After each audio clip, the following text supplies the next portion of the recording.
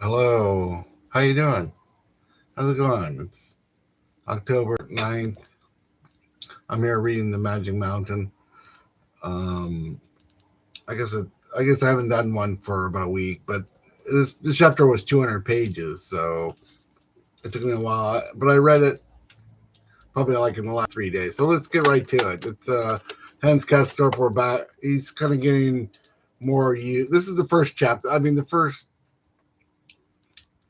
four chapter. I mean, well, maybe the last chapter was the first one. This one, he's kind of there at the end of this chapter. He's been there for like 7 months. So it was. So let's read this. This is chapter 5, Eternal Soup and Sudden Clarity. And now we have a new phenomenon about which the narrator, who would do well to express his own amazement, if only to prevent his readers from being all too amazed at their own.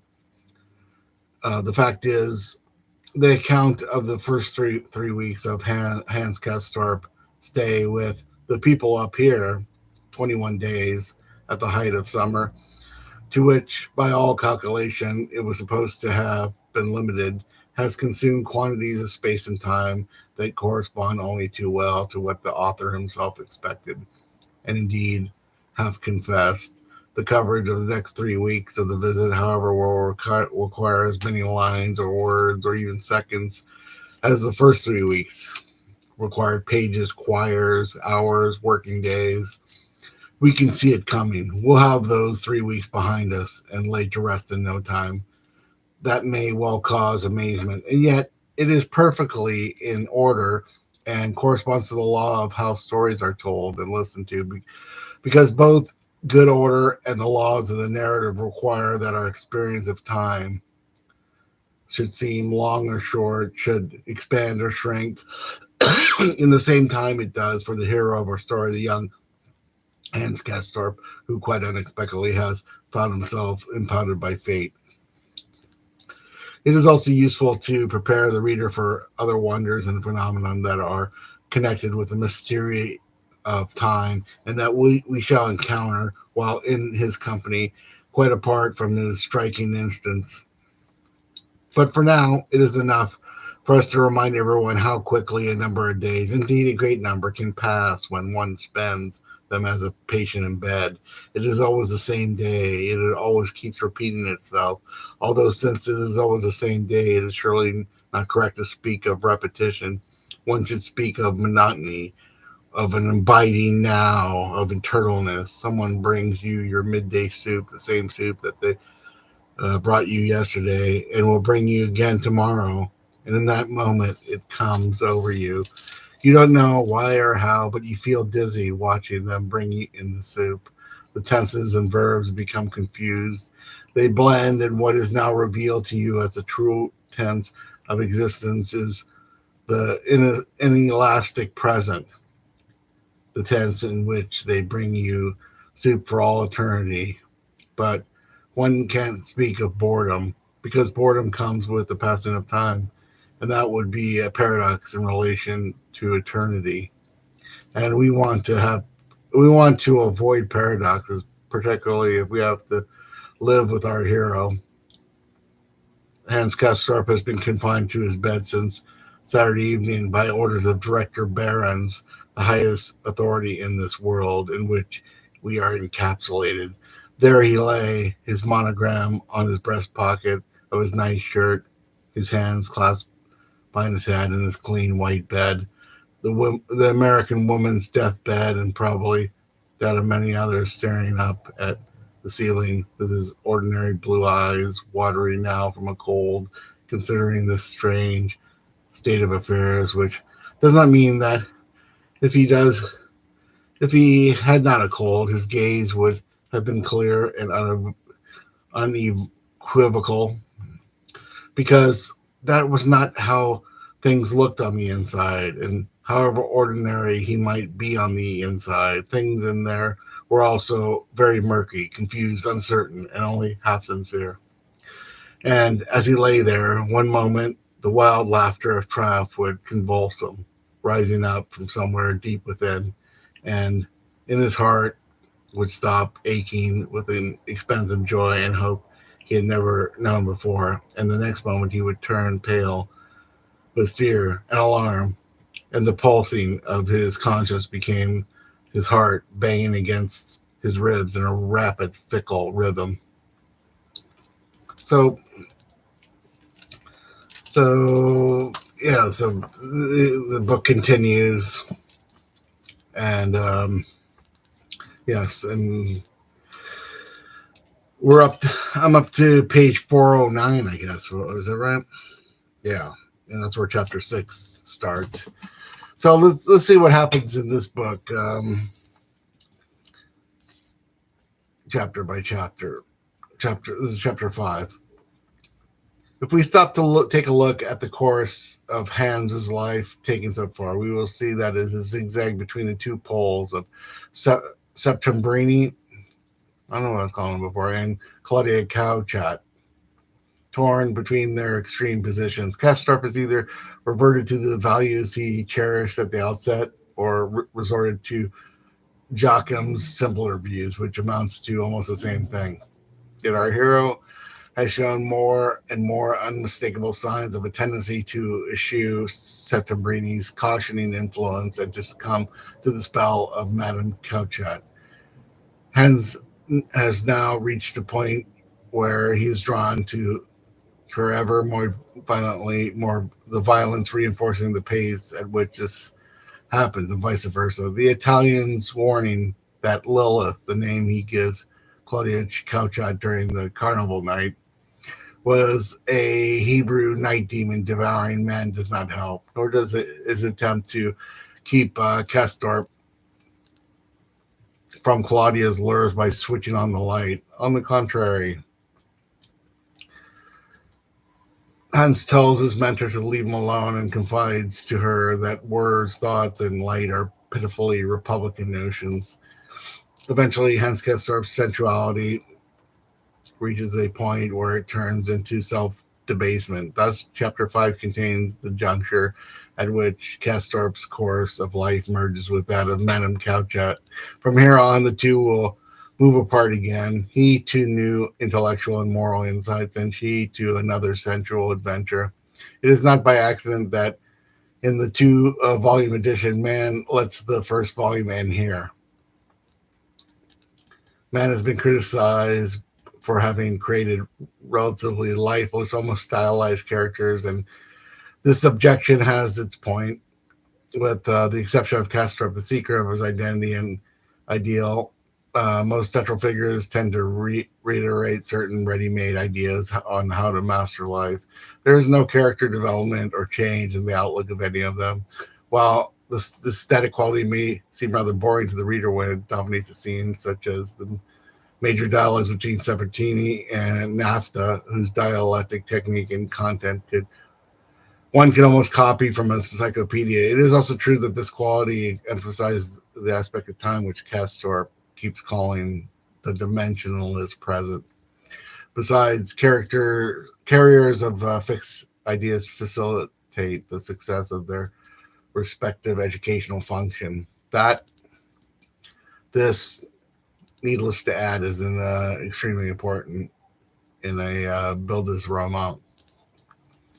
The static quality is almost obvious in Sabatini, who Hans calls a mere representative without name. Innumerable times, Sabatini assures Hans that anybody living up here is doomed and that he should leave. He intricates monologue on the unity of life of death is the clearest manifestation of his monism, yet there is no new or even different angle to his arguments. And if anything at all strikes Castorp or the reader as different, it is his growing haughtiness. Our delicate child of life, on the other hand, is susceptible to diverse influences and assaults upon him. Joachim, Sabatini, Claudia, or NAFTA are not only outside forces acting on him, they're also components of his own personality, pulling him in several directions, and thereby enabling him to learn. He is Castor, a bit of Pollux, the twin stars of Gemini, as his name suggests. If nothing proves that man consciously derived Castorp's name this way. The twin star image is nevertheless highly appropriate. Hans continuously undergoes change and he always moves. His new defiant reaction has never been so evident as when Sepertini condemns the perversely lavish concept of time of those Par- Parthians and Scythians, Slavs, to convince Hans of his view. Sepertini divulges his membership in an organization propagating the self perfection of man on the basis of objective data. He continues that the organization has asked him to compile a volume of therapeutic values of world literature to be printed in an encyclopedia entitled The Sociology of Suffering. He invites Hans to join, but he declines. And indeed, how can the fanatical Sepertini, risking anything as long as his cause is advanced, be so dedicated to international organizations and world literature? How can he refuse to acknowledge the reality of disease when his own disease keeps him from traveling to a professional meeting? Mann picks sociology as his target here, pointing to its unfortunately widespread mania of treating social phenomena as though they obeyed laws of natural science. The mere title of Septembrini's encyclopedia is symptomatic of a cast of mind which confuses quantity with quality. In short, Castorp is infuriated and he means to let his teacher know. He points out the grave inconsistencies in Sepertini's philosophy, which would not be so bad if Sepertini didn't not always pride himself on his rational and intellectual powers. Above all, Hans begins to supply his own correctives to Sepertini's thoughts, which he has accepted or at least listened to without contradicting so far. The upshot is that Hans is undergoing a decisive phase in his education. It is important to remember, though, that the hero's refusal to go on swallowing his educator's suggestions, hook, line, and sinker, is not merely the result of his rapidly growing infatuation with Claudia Couchat. It's his conviction that all these arrogant claims advanced by Sepertini are false and is real and justified. It is for the first explicit indication we have that Castorp has come to see his road as leading somewhere between these extreme positions he encounters. Very much the same static quality marks Baron's behavior. His leading role on the Magic Mountain is becoming more apparent now, thus justifying everything that Sepertini has observed and that Castorp has surmised about him, especially Baron's sensuality is disclosed both through his hobby, oil painting, and his addiction to the body, which has nothing to do with medical concerns.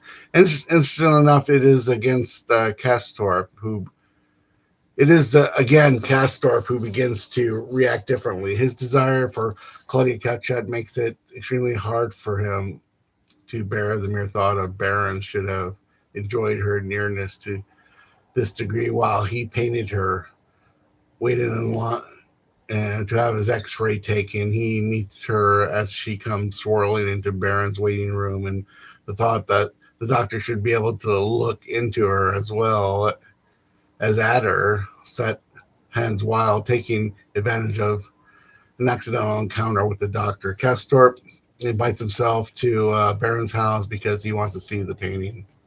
Appropriately, the desires of both men are naked to each other and they meet in front of the nude painting of Claudia. Castorp tells his host that Hans, should have become a doctor because he loves the human body. Asking Barons to tell him something about the functions of the skins and the glands, he eagerly listens to the doctor explain the intricate processes to him, during which the physical and the psychological stimuli arouse certain external changes. Barons winds up his lecture stating that both life and death are but two forms of oxidation. Living consists in dying, he says, revealing his utter disinterest in life by denying its uniqueness. This exaggerated delight in particularly the skin and the glands is symptomatic of a pathological condition which craves the body, especially the sick body. This is what Barons and Castorp have in common. In the latter, this desire is so strong that it drives him to rave about it to Claudia, which gives him some sort of surrogate satisfaction. Eventually, Castorp responds to Barons as he does Separatini, just as he now contradicts his Italian mentor. He uncovers Baron's vices. He takes the initiative. He has convinced himself of Baron's carnality, so he pries the doctor to hear more about the science of the body in terms of the educational process Hans is undergoing. This scene is significant because it shows his growing self-awareness, particularly the stretch of road he is now the stretch of road he is traveling now leads him straight to his downfall. But it is only by crossing through darkness that he can emerge wiser. There can be no cure without the danger of death, no purification without fire, and no mercy without previous sin. This is man speaking, the greatest admirer and expert on medieval philosophy. Barons presides during Walpurgis night, pouring punch and conducting diabolic games in reddish semi-darkness. According to a legend, witches met the devil during Walpurgis night, April 30th to May 1st, for a night of revelry on Brocken Mountain. Man took much of his scene from Goethe's Faust. The symbolism of Baron's drooping posture dominating the magic mountain revelry is obvious. Man resorts to an old literary tradition, namely that of seeing the world of clowns and gestures as the only real one. Castorp experiences this night as he might experience a dream. Dreams, too, have stood for windows into a higher reality throughout literature, not only here, but in man's other stories. Death and Venice.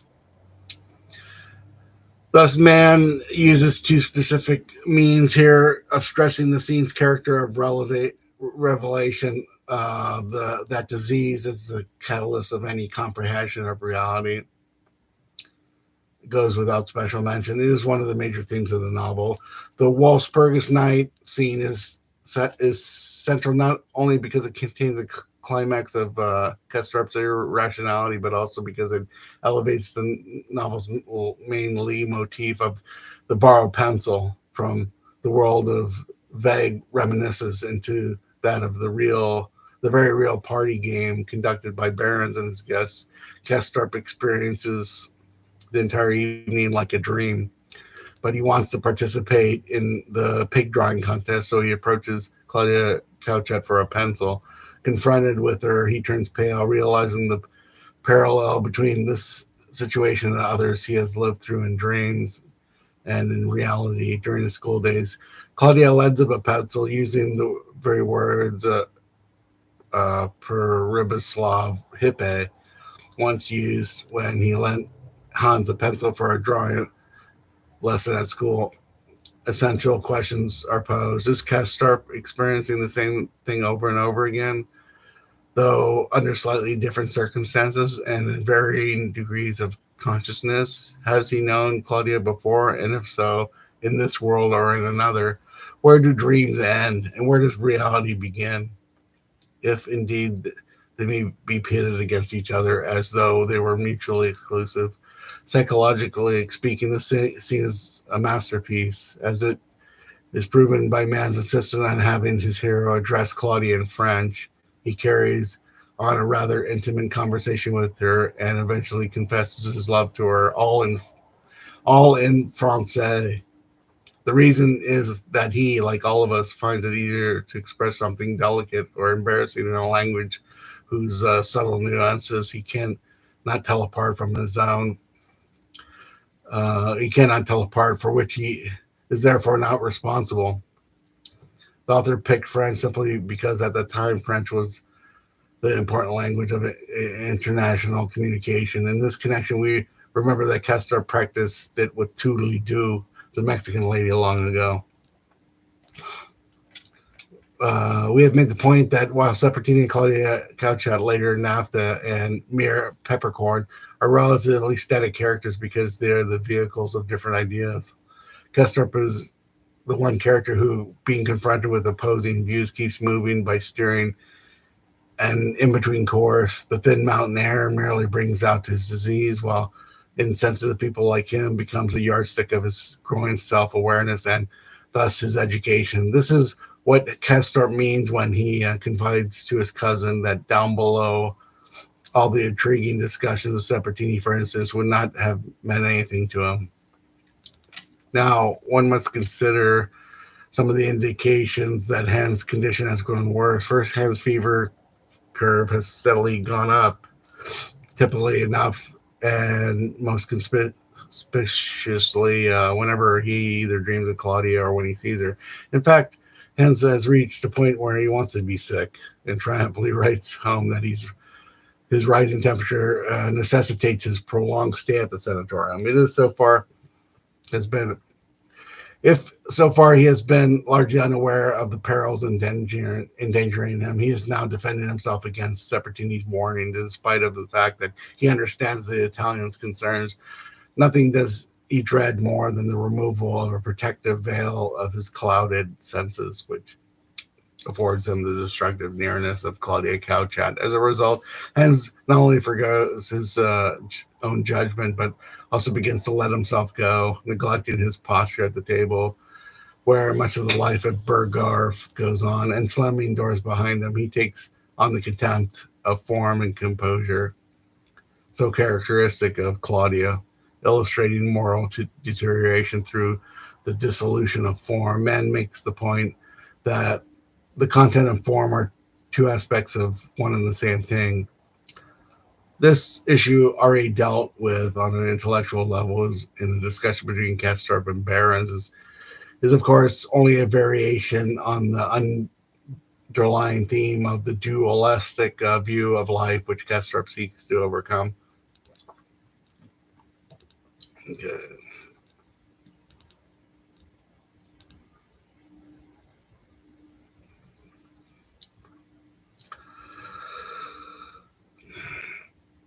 Let's see what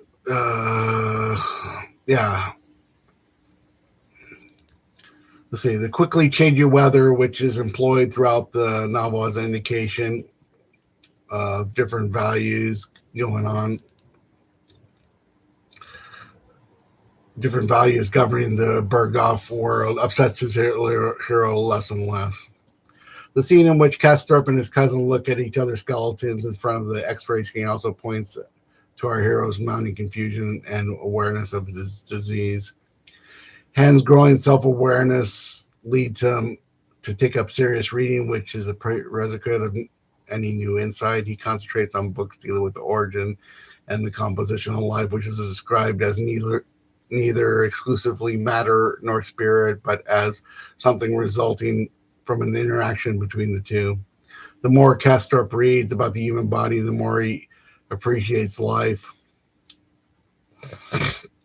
Yet our hero, life's delicate child, also travels another path towards self-realization and self-awareness, which is the reason why in his reading he dwells on pathology, as has been indicated. Castor and Pollux make up Hans' soul. Nothing is really simple about him, and just as several characters shaping his mind may be interpreted as something akin to different aspects of the average man's consciousness, Castorp's own actions and reactions often seem to belong to different patterns of behavior.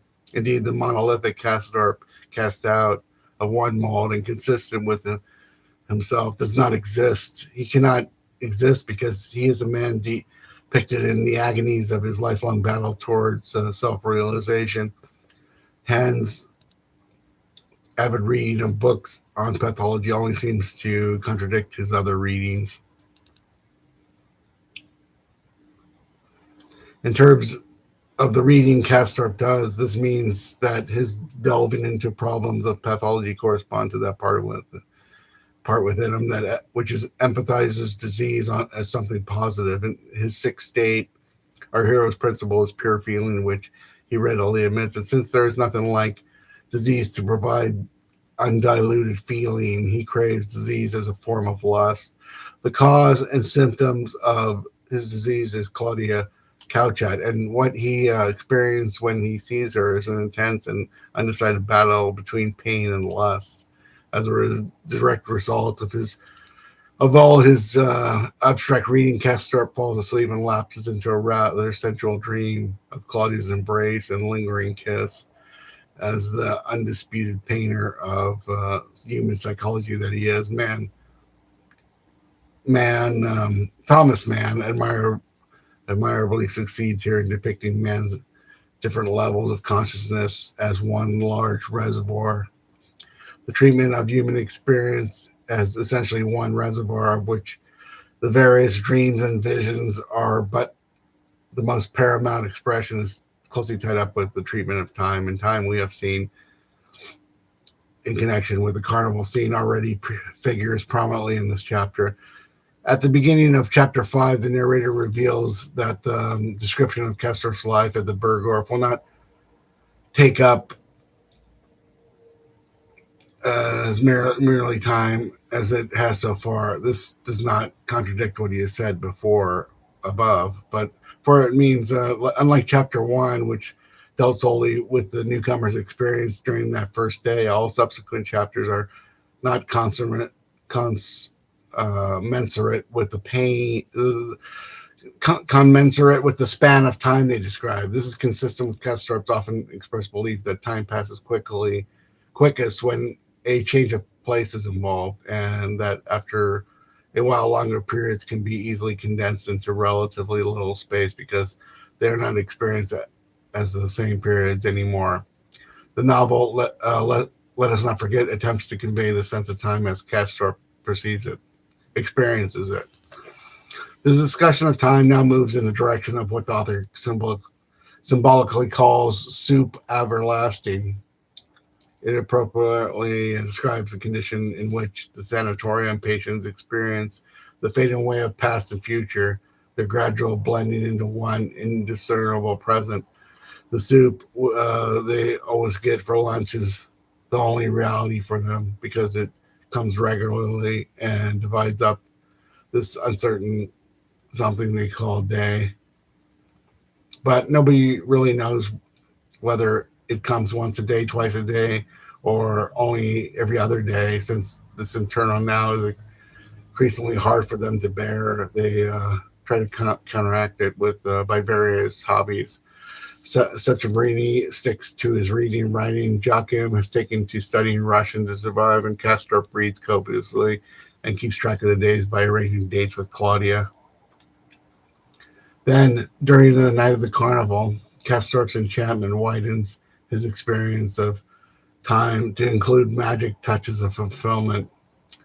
They are fleeting touches, to be sure, which do not bring the fulfillment of his longing as such. Fulfillment would be the end of all the longing and would hardly justify Castorp's further adventures towards self-awareness and his own way of life. Yet, stammering his confessions of love to Claudia, he raves that sitting with her is like a dream. The present and eternity have ceased to be two opposite aspects of time. From now on, Hans Castorp experiences them as one long, vague mystery. So, yeah, so we kind of go through this novel. This chapter 5 kind of peaks, kind of dives into this meeting on Walpurgis night between Hans Castorp and Claudia Couchat, and their first meeting. And for 20 pages they have a conversation, but they mostly speak in French. It's in this book it's italicized. I think there's another book where they either have it in French or there's like a translation underneath it. I think if I read another book, which makes me think I read another book, another translation of this, or we never know. But so I kind of consider this myself like a very important. I mean, I should probably reread. It's a chapter called Walpurgis Night, where he has this conversation, and I mean, me personally, I've had dreams where I'm not the best French or Spanish speaker, but I can read a lot of languages, but I've had dreams where I could just, I speak it French like fluently, it's like, and that's what this scene kind of seems like. It's like, I don't think Hans Castorp uh, is the greatest French speaker either, but it seems like they, um, like you said, it was kind of like the kind of international European business language of the time. But and yeah, it must have been weird back then, like for people like to find a common language and commonality. But yeah, we've been going for 30 minutes, so that's all I wanted to say about this. I mean, this is probably like the best chapter. He's been there. He's been there 7 months. It's Walpurgis Night is in the end of March. He's been there August, September, October, November, the end of even maybe the end August. So August, and then up until March. That's 7 or 8 months, and then when this happened. So and we're on page 409. So I'll try to. Today's the 9th. We'll try to read the next chapter in another week, and the final chapter another week or two. So we'll, should have this done by October 25th. Okay. And I just wanted to remember everyone, I'm doing a reading down in LA. Gonna read my book and buy it on Amazon if you can.